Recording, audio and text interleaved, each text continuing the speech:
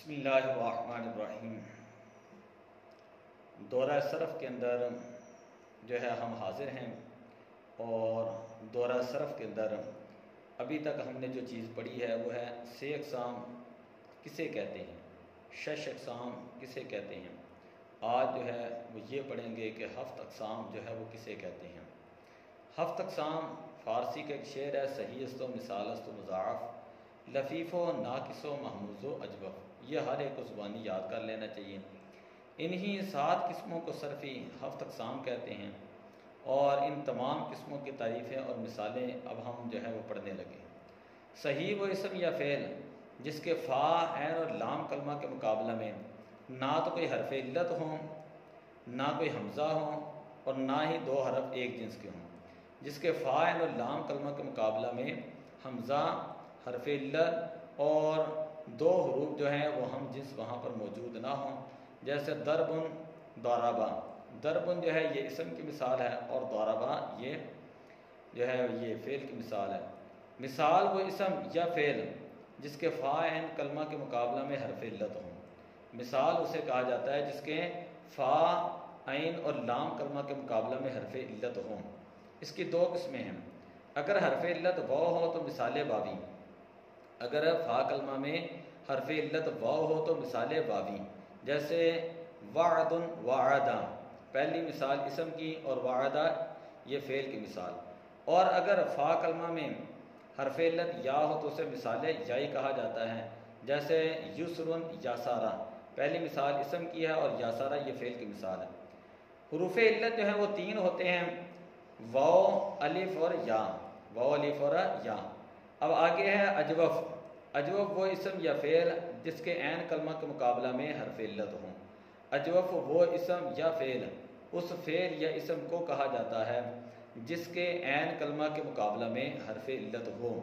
اس کی 2 قسمیں ہوتی ہیں۔ اگر حرف علت واو ہو تو اسے اجوف واوی کہا جاتا ہے، اگر حرف علت واو ہو تو اسے اجوف واوی کہا جاتا ہے، جیسے قول، قالا، قاف، واو، لام۔ اب دیکھ رہے ہیں درمیان میں حرف علت واو آیا ہوا ہے۔ اور اگر درمیان میں حرف علت یا ہو تو اسے اجوف یائی کہتے ہیں، جیسے بیع، باع۔ تیسری قسم ناقص۔ ناقص وہ اسم یا فعل جس کے لام کلمہ کے مقابلہ میں حرف علت ہوں، تو اس کی بھی 2 قسمیں ہیں۔ اگر حرف علت واو ہو لام کلمہ میں تو اسے ناقص واوی کہا جاتا ہے، اور اگر حرف علت یا ہو تو اسے ناقص یائی کہا جاتا ہے۔ ناقص واوی کی مثال جیسے محبن اور محا۔ محبن اسم کی مثال، اور محا جو ہے یہ فعل کی مثال ہے۔ اور اگر لام کلمہ کے مقابلہ میں حرف علت یا ہوں تو اس کی مثال جیسے رمیون، رما۔ رمیون یہ مصدر کی مثال ہے، اور رما جو ہے یہ فعل کی مثال ہے۔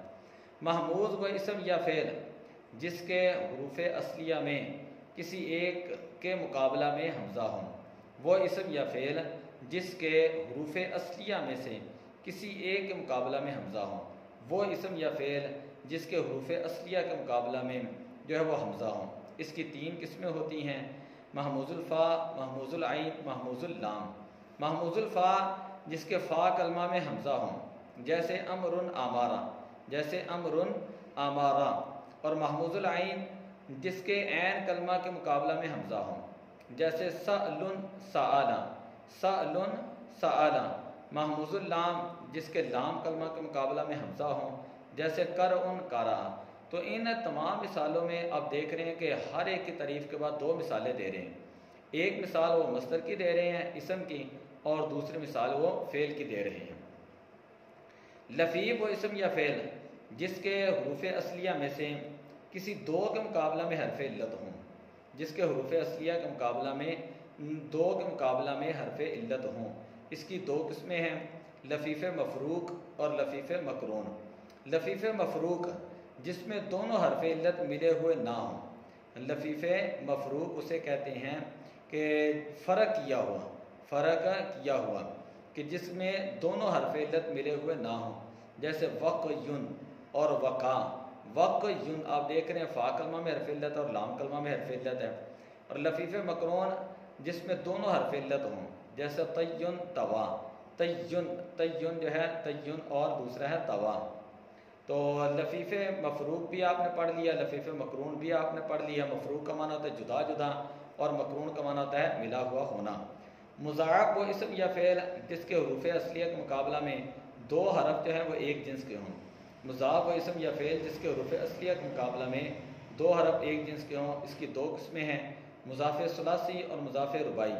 مضاف ثلاثی جس کا عین اور لام کلمہ ایک جنس کا ہوں، جیسے مدن مدہ، مدن مدہ۔ مضاف رباعی جس کا فا اور پہلا لام عین اور دوسرا لام کے مقابلہ میں دو حرف جو ہے وہ ایک جنس کے ہوں، جیسے سر سرن سر سارا۔